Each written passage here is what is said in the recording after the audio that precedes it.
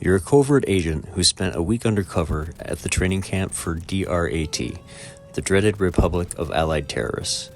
It's time to blow your cover, though. That means pumping countless bullets into everything that moves, and most things that don't. Originally an arcade game by Japanese developer TAD Corporation, the NES version of Cabal was instead handled by Rare. Like its coin-op counterpart, it's a very early take on the cover shooter in which players use a cursor to fire at enemies like a rail shooter or FPS, but can also run left and right to get behind cover and avoid enemy fire. The cover mechanic was revolutionary for its time, at least until games like Gears of War reinvented it. Fun fact, the developers at Rare weren't given the arcade game's source code, so they had to play the arcade game over and over again to recreate it from scratch. Cheers! The video game version of the popular Las Vegas Casino Hotel offers, according to the manual, a royal wonderland that will dazzle you with unparalleled excitement and challenge your every skill with games of chance. Quite how the games of chance can challenge your skill isn't clear, but regardless, there are 7 games to offer here. Video poker, 3 different slot machines, blackjack, roulette, and the Big 6 money wheel. You start with $1,000 in chips, and when you decide to leave the casino, you get a different ending depending on your total winnings. If you earn $140,000 or more, you leave the casino in a fancy red sports car. If you go bust, you leave on a bus instead. Fun fact, the real Caesar's Palace opened in Las Vegas in 1966 and has a 4,500 square foot, 24-hour poker room. Cheers! EPYX was well known, among other things, for summer games, winter games, and its Olympic-themed sports compilation games. Keen to continue this series' popularity, despite running out of high-profile competitions to draw inspiration from, EPYX came up with California Games, which ditched the athletic tracks and mountain slalom courses of the Olympics in favor of the beaches and streets of Los Angeles. While some versions of California Games were missing some events, the NES version is among those that includes all 6: half-pipe skateboarding, footbag, surfing, roller skating, BMX, and the notoriously tricky flying disc. Not only was California Games well received, it ultimately ended up outselling summer and winter games. Fun fact, if you've ever played a PC game, you may be familiar with DirectX technology. Its inventor, Ken Nicholson, designed the footbag event in California Games. Cheers! One of a number of unofficial athletics games, conveniently timed to release around the same time as the 1992 Olympic Games in Barcelona, Capcom's effort includes an impressive total of 18 events, although many are similar. For example, the 100-meter breaststroke, 100-meter butterfly, and 100-meter freestyle are all pretty much controlled the same way. Of particular note is the marathon event, which isn't often featured in Olympic-themed games for obvious reasons. Rather than stretching out button bashing over 26 miles or 42K, it's actually more of a strategic affair, in which you decide how much effort your runner is going to put into each of the course's 6 legs. The aim is to decide when to conserve energy and when to go for it. Fun fact, seemingly feeling more brazen in its home country, Capcom decided to name the Japanese version of the game the less subtle Capcom Barcelona 92. Cheers! In 1991, Data East created a Captain America arcade game which offered beat-em-up gameplay similar to the likes of Final Fight or Double Dragon. Other systems would eventually get ports of this arcade version, but Data East's NES offering is a completely different game with the same title. This version is instead a side-scrolling action platformer in which players control both the Captain himself and Hawkeye, switching between them at will. The aim is to rescue Iron Man and the Vision, who have both been captured by the Red Skull. There's also a battle mode, where 2 players fight to the death in a single-screen arena. Here, player 2 gets to select one of the 3 villains, Wizard, Crossbones, or Ultron. Fun fact, Data East made one more licensed Avengers game in 1995, an arcade fighting game called Avengers in Galactic Storm. Cheers! Everyone's favorite 90s eco-friendly superhero made it to the NES in the shape of this part shoot-'em-up, part platformer from Mindscape. A number of dastardly deviants are wrecking the environment by spilling oil, dumping toxic waste in Yellowstone Park, killing elephants for ivory, and destroying the ozone layer. So it's up to the 5 Planeteers to take on the frankly hefty task of putting a stop to them with the help of Captain Planet. Each of the game's 5 stages are split into 2 sections. The first is a vehicle section in which the Planeteers approach the location in question by plane, submarine, or helicopter. Once they get there, the main man is summoned and the game becomes an action platformer. Fun fact, the final boss is Duke Nukem, a villain in the Captain Planet cartoon. He predates the more well-known, foul-mouthed video game character by at least a year. Cheers! Aliens have invaded Earth, and their mission, it won't surprise you to find out, is to destroy us all. They've built 4 bases in remote corners of the globe and plan to use them to drain the Earth's energy, leaving the planet open to attack. It's up to the heroic Captain Skyhawk, in his trusty F-14 VTS plane, to do 2 things. Destroy the 4 bases, and also drop off supplies at various underground caverns so that the world's scientists can finish creating a superweapon to destroy the alien space station. This is all played out in an isometric viewpoint, similar to Sega's Zaxxon, in which players have to be sure to avoid not only alien attacks, but the scenery too. Fun fact, despite the game not having a first-person perspective, the manual insists that you're actually Captain Skyhawk armed with a spy satellite viewer that lets you see your plane from above. Cheers! Setting aside the fact that children shouldn't be gambling in a casino anyway, Casino Kid takes an interesting approach to the strangely saturated NES gambling game genre. Playing as the Casino Kid, your aim is to make as much money as possible in the city of lost wages, so you can eventually challenge the notorious Casino King and claim his metaphorical throne. While you can only choose between blackjack and poker, the Japanese version also included slot machines and roulette. The game does at least attempt to make things feel less random by adding bunny girls and tourists to the hallway. Talking to them will reveal tips about which tables to use and how your poker opponents will act. Fun fact, the Japanese version is based on the manga series $1 Million Kid and uses real names like Las Vegas and the Gold Nugget Casino. Cheers! Whereas in real life, the idea of a child becoming the king of a casino would have likely ended up with his parents in custody.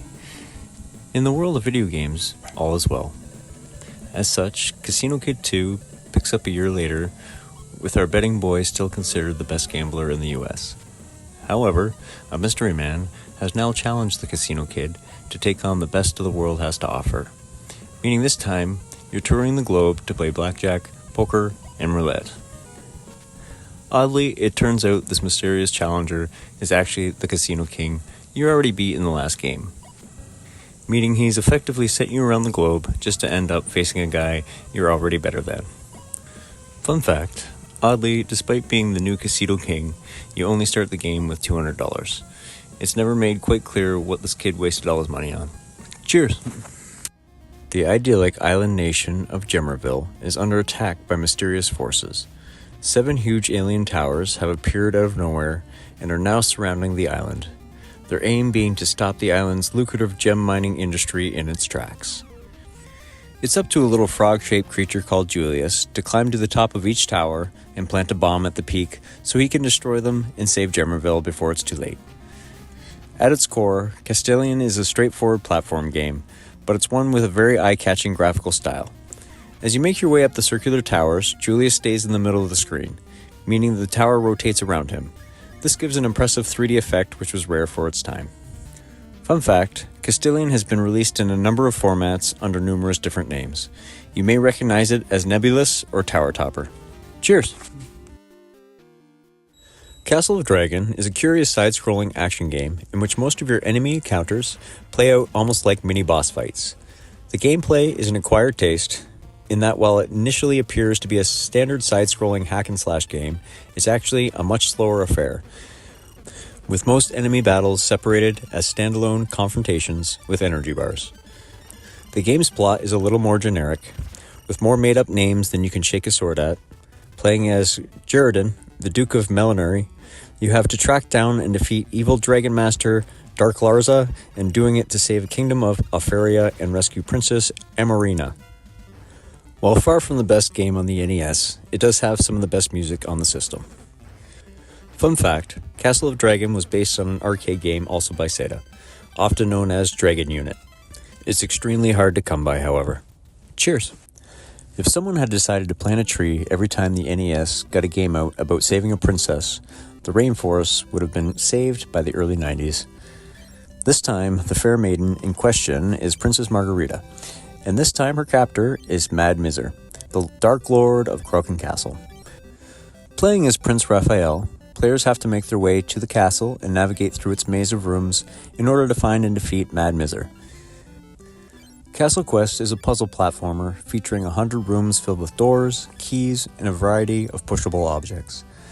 There are 6 different colors of door and key, so often the trick is figuring out the right sequence of doors to open. Fun fact, in the Japanese Famicom version of the game, players start with 4 lives. In the Western version, this is bumped up ever so slightly to 50.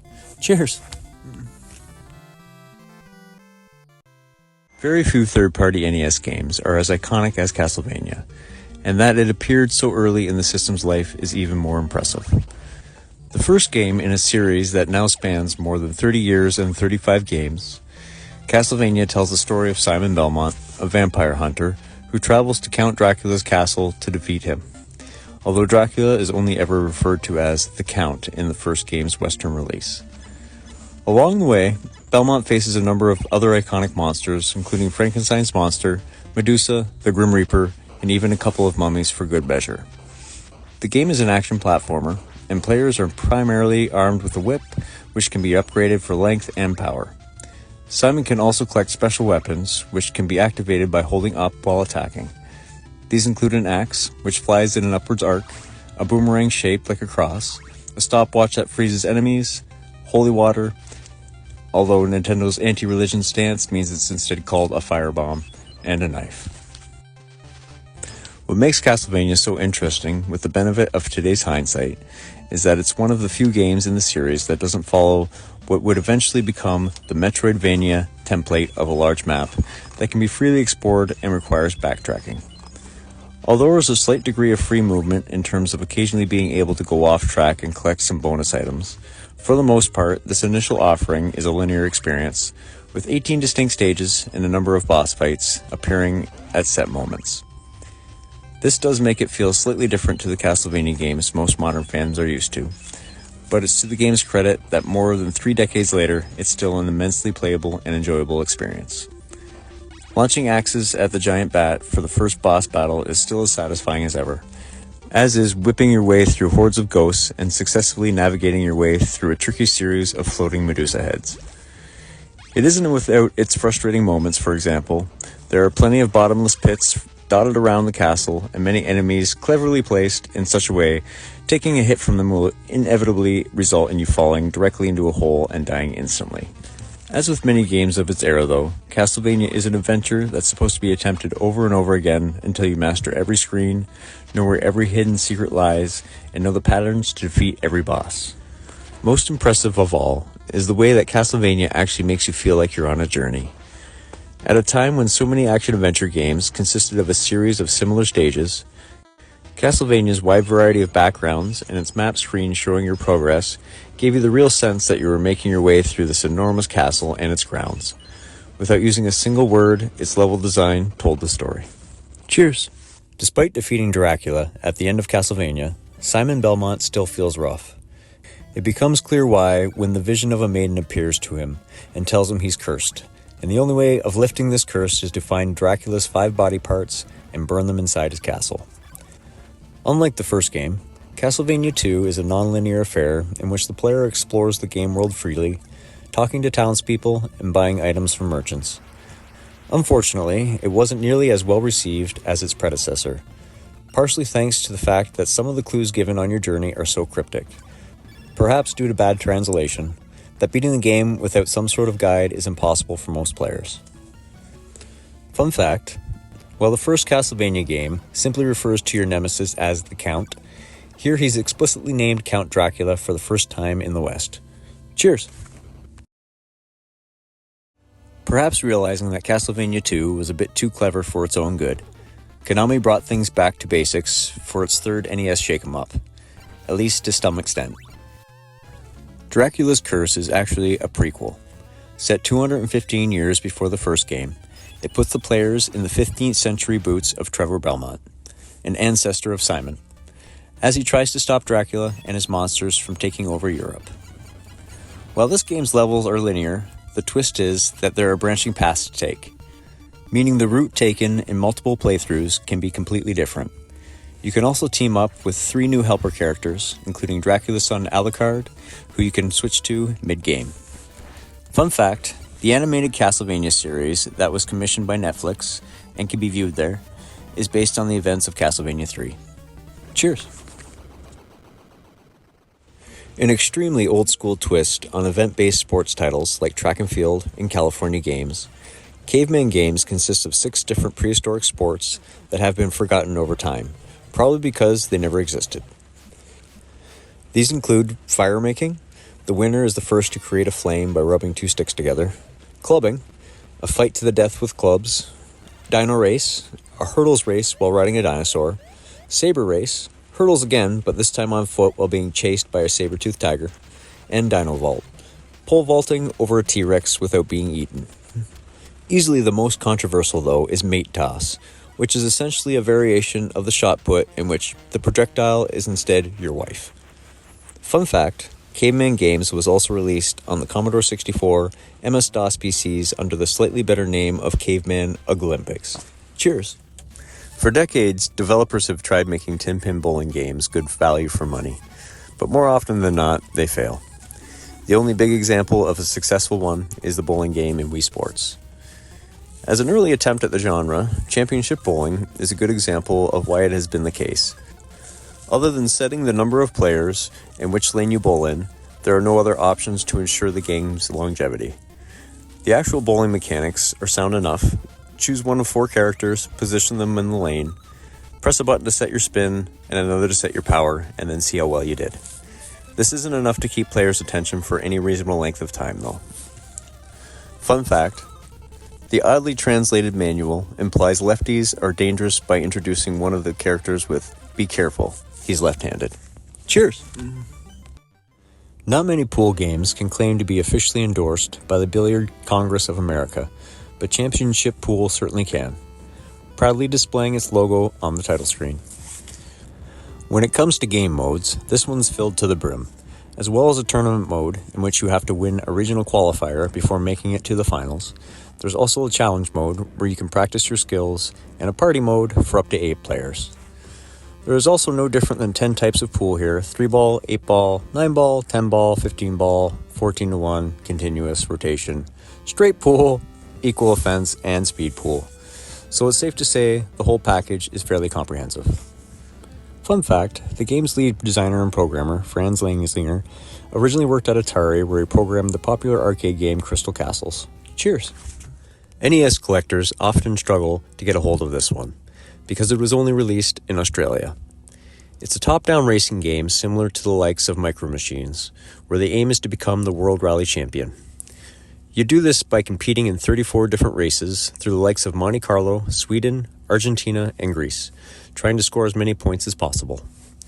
There's a basic turning system in the game where players can change between 2-wheel drive and 4-wheel drive trains, and normal and turbo intakes. You can also choose between snow, tarmac, and gravel tires. Each of the tracks has a certain surface, so choosing the right tire is key for grip and performance.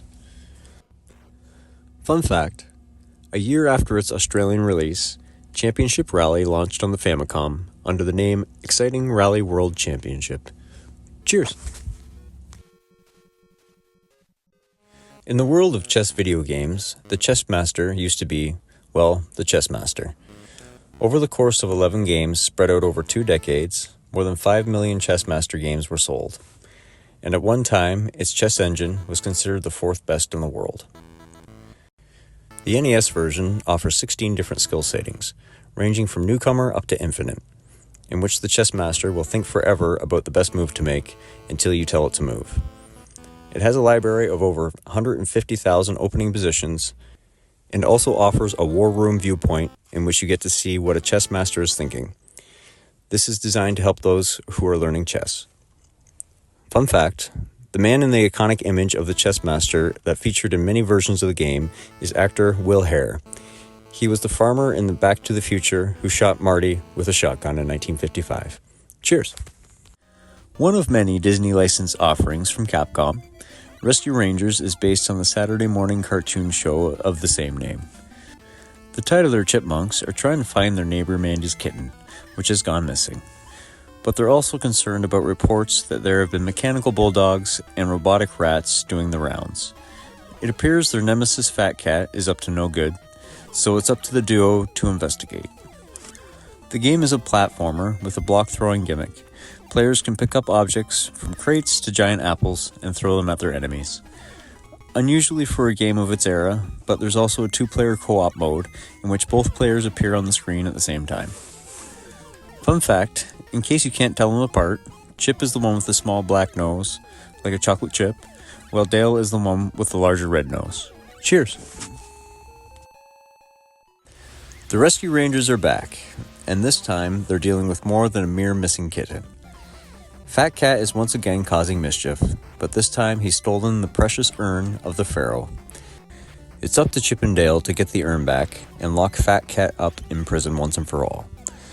Chip and Dale 2 plays a lot like the original game for the most part, with the same object-throwing gameplay and co-op multiplayer option as before. This time the levels are played in a linear order. In the first game, the player could choose in which order to take them on. And there's also a new co-op move, where one player can pick their partner up and throw them at enemies. Fun fact, both Chip and Dale games appear on the Disney Afternoon Collection, a current-gen Capcom compilation that also includes DuckTales 1 and 2, Darkwing Duck, and Tailspin. Cheers! As the name suggests, Chubby Cherub is a relatively chunky, angelic chap. It quickly becomes clear exactly why he's so rotund, as his main ability is eating almost anything he comes across. Strawberries, rice balls, kebabs, you name it. There's a reason for this rampant greed, as every time you eat food, his power meter is topped up. When you run out of power, you can no longer fly. And what's the point of a grounded cherub? Along the way, the Chubster has to rescue his friends, who are being held hostage by burglars. In case you haven't quite managed to figure it out yet, the tone of this game is all over the place. Fun fact, the Japanese version of Chubby Cherub is actually based on Kyutaro, a ghost character from a manga series. Cheers! Tim and his sister Judy approach a circus, but they only have enough money for one ticket. Judy goes in, but when Tim goes to pick her up at the end, he's informed by a chap called Mr. Magic that he's kidnapped her, for reasons not quite made clear. Tim enters the circus tent to rescue her, and the game, which is a standard side-scrolling action platformer, begins. Along the way, Tim has to punch numerous clowns in the face, and can also enter doors to trigger odd bonus minigames. The first, for example, has you teaming up with a bear to jump over flames on the ground. If you ask me, this circus clearly doesn't have a safety certificate. Fun fact, this is another game heavily modified from its Japanese release. The Famicom version is based on manga and anime series Moru Onisan, aka The Burning Wildman. Cheers! A sort of cross between Pac-Man and a platformer, City Connection puts you in the role of a jumping car with paint on its wheels. The aim is to paint every section of the floor on each looping stage, while avoiding cop cars in the process. If you can paint each individual section, you'll move on to the next stage, where you repeat the process. Believe it or not, there's actually a plot to this. You're apparently a criminal who's broken into an exclusive paint store in New York City, and have decided for some reason that you want to paint all the roads before traveling onto other cities to repeat this. Hey, I guess it's as good a reason as any. Fun fact, in one of the cutscenes, the car's driver is seen having a smoke. It's not clear how this managed to get past Nintendo's inspections, as this was a big no-no at the time. Cheers!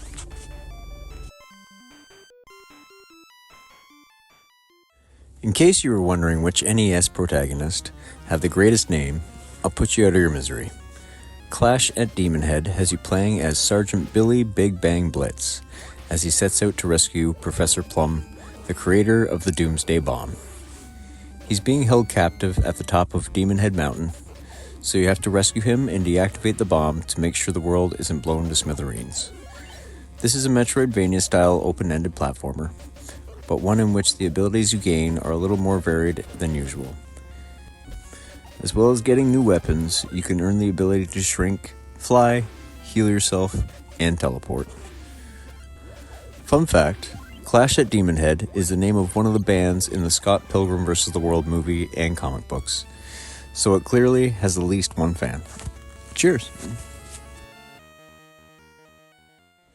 GameTech made a number of video games based on popular US game shows, including this one based on the 1987 to 1991 series Classic Concentration, hosted by Jeopardy's Alex Trebek. As in the TV version, players are presented with a 25 square grid, have to turn them over and find matching pairs. As pairs are removed, a cryptic picture puzzle is slowly revealed, and the aim is to figure out the phrase before your opponent does. The game also features the show's final round, in which the players try to solve a smaller grid within 35 seconds in order to win a car, though this is obviously less exciting when you win it and realize a BMW isn't suddenly going to appear in your driveway. Fun fact, each time you finish a game, you're given a 4-digit code. This can be entered the next time you play to make sure no puzzles are repeated until you've played them all. Cheers! Based on the hit Sylvester Stallone action movie of the same name, Cliffhanger is similar to many other film tie-ins in that the 8-bit NES version differs greatly from the 16-bit ones. Whereas SNES, Mega Drive, and Mega CD owners were treated to a side-scrolling beat-em-up similar to Final Fight or Double Dragon, the NES game is instead a more traditional 2D platformer, in which you run, jump, and fight your way through 6 stages in order to reach Quaylen, a megalomaniac terrorist leader who's kidnapped your friends. As far as action platformers go, it's fairly generic, right down to the weapons you can pick up. A knife, a gun, a stick of dynamite, and some rocks. Fun fact, as ridiculous as the Cliffhanger movie is, a lot was cut after test audiences criticized how ridiculous it was. At one point, Stallone's character made a 300-foot jump. Cheers! One of those first-party NES games that isn't quite remembered to the same degree as the Marios and Zeldas of its time, Clu Clu Land is an odd take on Pac-Man, where players have to travel around a maze uncovering gold ingots that, when all revealed, usually form a picture. The game's protagonist is a balloonfish called Bubbles, and whereas in Pac-Man you can move in all directions, Bubbles can only move forward. To turn, Bubbles has to hold her hand out and grab one of the level's turning posts, which let her swing around. Although it isn't one of Nintendo's major hits, Bubbles did return in a hidden playable character in 2005's Game Boy Advance DK King of Swing. Fun fact, the name Clu Clu Land is actually a mistranslation. In Japan, Cru Cru means going round and round, so it should have been called Cru Cru Land. Cheers! In early 1988, Data East released Cobra Command in arcades.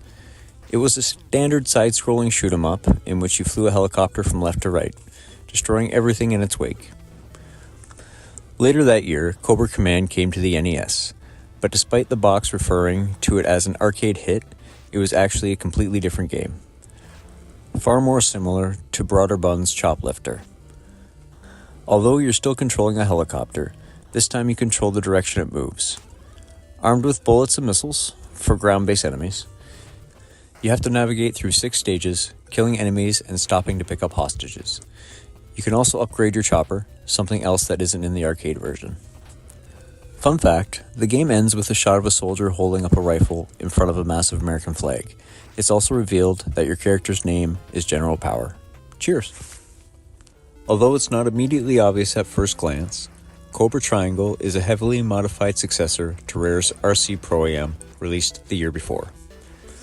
Switching from radio-controlled cars to speedboats, Cobra Triangle mixes things up a bit by giving you a range of different stage types, 8 in total, rather than just simple races. As well as these races, other missions include guarding swimmers from spaceships, taking mines to disposal area, collecting pods, and most memorably, facing off against a selection of monsters. These include giant enemy crabs, sea serpents, and sharks. The variety of activities on offer across the game's 25 stages make Cobra Triangle an entertaining choice to this day. Fun fact, Cobra Triangle was one of the 30 games featured in Rare's 2015 retro compilation, Rare Replay, which is available on Xbox One. Cheers! A massive drug syndicate is operating from 7 hideouts in South America. As Special Forces Agent Kenny Smith, codename Viper, it's up to you to visit each hideout, rescue a missing agent in each, and try to bring the Syndicate down to its knees. This action platformer pays more than a passing resemblance to Namco's Rolling Thunder, with a lanky hero shooting enemies while jumping up and down between floors and entering doors for safety. One thing it does have that Rolling Thunder doesn't is the uncomfortable fact that the developers made Viper's trousers the same color as his face, making it look like he's running around completely naked from the waist down, and giving his codename a different meaning. Fun fact, as is often the case, the Japanese version of the game has a much better title. It translates to Human Weapon Dead Fox. Cheers! Created by Dr. Stephen Clark Wilson for his 4-year-old son Sam, Color a Dinosaur was created with a budget of $30,000 and was, according to Clark Wilson himself, produced on the absolute cheapest cartridge Nintendo made and made exclusive to Walmart. As the name suggests, it's a coloring book featuring 12 illustrations of dinosaurs. Players choose from a range of different 8-color palettes, some of which offer special effects like glowing colors, and color in the dinos by choosing a color, switching between areas with the D-pad, and pressing the A button to fill them in. Color a Dinosaur has appeared on numerous worst NES game lists over the years due to its simplicity. Fun fact, the music for Color a Dinosaur was actually composed by Tommy Tallarico and went on to compose the likes of Earthworm Jim, Aladdin, and Cool Spot. Cheers! A vertically scrolling run-and-gun shooter based on Capcom's arcade game of the same name.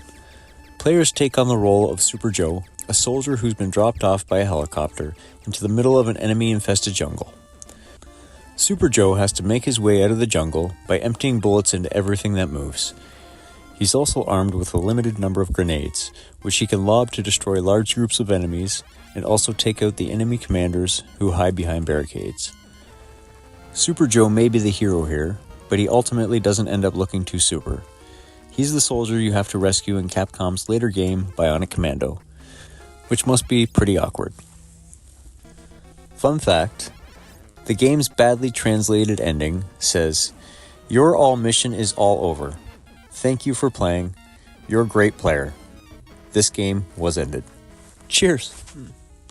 The mighty barbarian warrior Conan has to claim the throne of Aquilonia by finding the 4 burial urns of the early kings of Aquilonia and returning them to their proper resting place. Although this is a licensed game featuring the use of the popular Conan the Barbarian character, The Mysteries of Time was not actually initially designed with Conan in mind. It is in fact an NES port of System 3's computer game Myth, with its teenage boy sent back in time to legendary eras, plot replaced with a Conan one. As such, it carries over all of Myth's least popular features, like the fiddly weapon switching and controls. The need to press up to jump instead of the A or B button was one particular complaint. Fun fact, of the 11 pages in Conan's manual, 9 of them tell this game's story in painstaking detail. Cheers! A complex for its time 2-player strategy game, with the aim being to destroy the other player's commander's unit, a tank marked H. One player controls the Blue Army, the Western Bloc, while the other controls the Red Army, the Eastern Bloc, each of which has a different range of planes, tanks, trucks, and jeeps available. The game's map is a hexagon-based grid, with each hexagon containing different terrain, which can affect unit movement. Players can earn fame by destroying enemy units or occupying cities and airports. These fame points can then be spent on building more powerful units. When playing against a computer opponent, they start with more fame points. After all, no one ever said war was fair. Fun fact, the conflict manual has an extremely large table showing the likely results of every combination of red and blue unit type fighting each other. Cheers! Conquest of the Crystal Palace is an action platformer about a 15-year-old boy called Farron. Along with his fearless dog Zap, Farron has to restore peace in the Crystal Palace, which is the game's kingdom, by tracking down the evil Zaras and destroying him. One of the game's quirks is that before playing, you can choose one of the 3 power-up crystals to help you out. Spirit lets you throw fireballs, Life gives you more health, and Flight lets you jump higher. This, along with the ability to summon Zack to attack enemies on your behalf, leads to slightly more varied gameplay than in many other 2D action platformers at the time. Fun fact, the game's designer, Yasumi Matsuno, and composer Masaharu Iwata would go on to work together on the likes of Final Fantasy Tactics and Final Fantasy XII. Cheers! Konami originally released Contra in 1987 as an arcade game, and due to its popularity, it received a port over to the NES in 1988. Although Contra wasn't the first run-and-gun game ever created, its popularity and perfectly balanced gameplay mechanics mean it's become synonymous with the genre. Set in the Amazon jungle in 1987, the game has Special Forces elites Lance and Bill sent to investigate reports that a large object from outer space, which crash-landed 30 years prior, has suddenly powered up, and that its alien host, Red Falcon, has begun plans to take over the Earth. The aim is to blast your way through 8 stages, taking out the Royal Guard, Red Falcon's alien soldiers, in an attempt to reach the top dog himself and destroy him. Contra is notorious for its high difficulty level, with hordes of enemies and one-hit kills. Although a number of NES games were similarly hard, Contra is more fondly remembered because its deaths rarely feel cheap.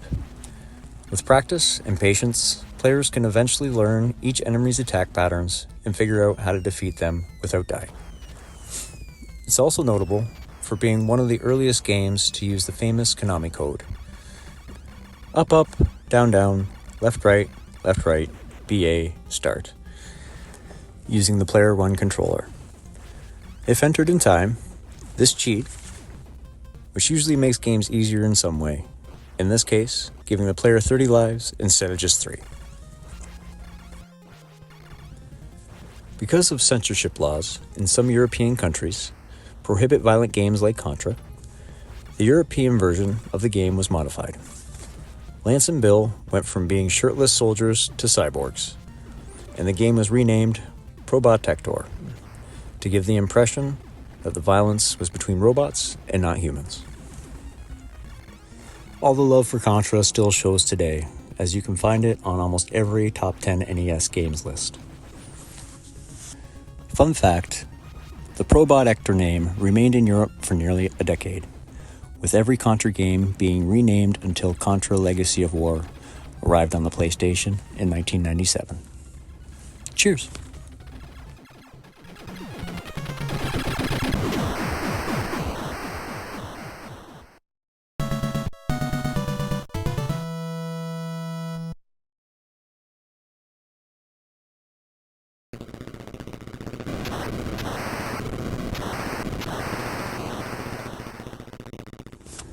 The third game in the Contra series, the second being Super C, Contra Force is a standalone story that has nothing to do with its predecessors.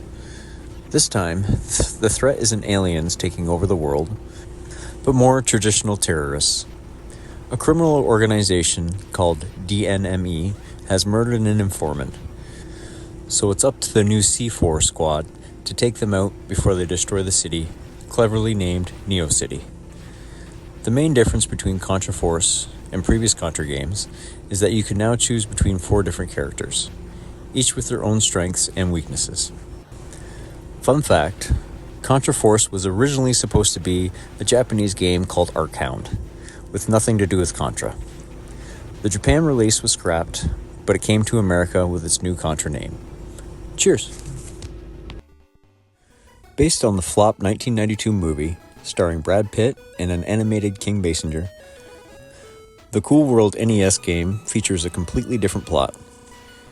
In the tunnel between Real World and Cool World, a land inhabited by cartoons, there's an object called the Golden Spike of Power, which balances both worlds. Hollywood, Basinger's character, wants the spike so she can turn human, but this may actually destroy both worlds.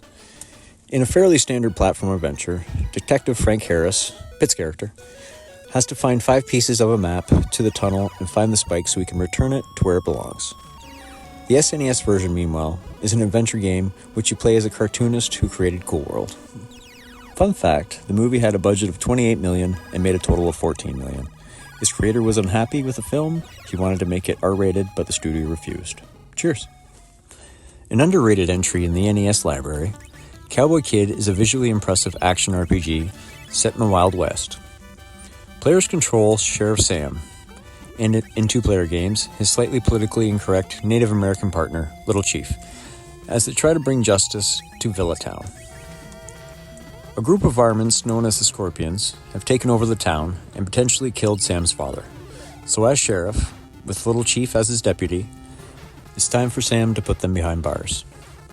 Cowboy Kid is an accomplished game with large, endearing sprites, a catchy soundtrack, and a handful of mini-games including blackjack and a shooting gallery.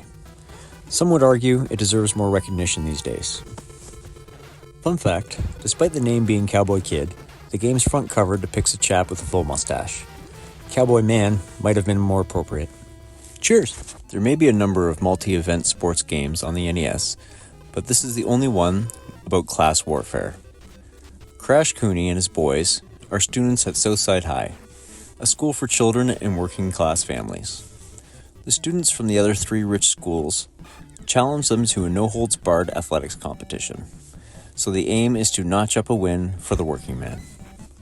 The game consists of 5 events, which are more violent than normal athletics: the 400-meter hurdles, hammer throw golf, water slaughter, skyline scramble, and judo. Between events, you can visit them all to buy sporting goods, health food, and other items to improve your stats and give you a winning edge. Fun fact, this is the 5th main game in the Kunio-kun series of games. Other entries that made it to the West in localized versions include River City Ransom, Super Dodgeball, and Nintendo World Cup. Cheers! Chrysalis is a game that was roundly ignored when it was originally released, but over the years has developed a cult following.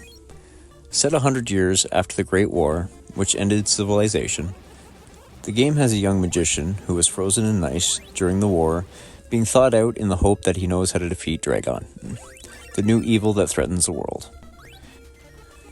It's a top-down action RPG similar to the original Legend of Zelda, but it also borrows elements from the likes of Mega Man and Metroid, thanks to the need to find 4 elemental swords. Each of these has an ability that lets you access new areas, and is also strong or weak against specific major enemies. Fun fact, although not confirmed, it's claimed that Chrysalis' story is influenced by Studio Ghibli's anime movie Nausicaa, the Valley of the Wind. Cheers! In the distant future, the year 2015, the American Football League officially disbands due to an ongoing controversy with players getting surgery to replace their body parts with bionic machinery.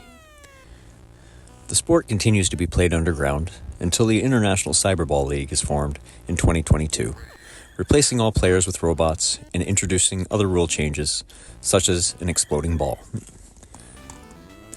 Cyberball, then, is a futuristic take on American football where most of the same rules apply.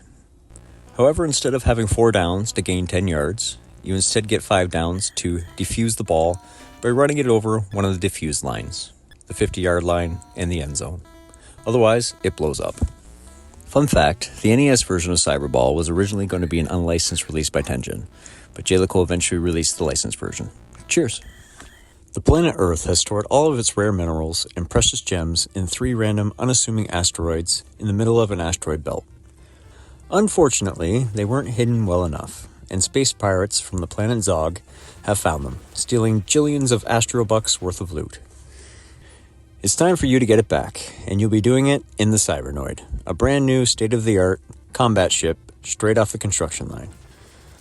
A side-scrolling shoot-'em-up without any actual side-scrolling, Cybernoid instead offers 3 stages made up of numerous individual screens. While this does make things feel a lot more static, it does allow for a more interesting journey in all the directions instead of simply going from left to right. Fun fact, the Cybernoid title screen says the ship was designed in 2117 by M. Sudgeon. This is a reference to Molly Sudgeon, a popular British sitcom actress. Cheers!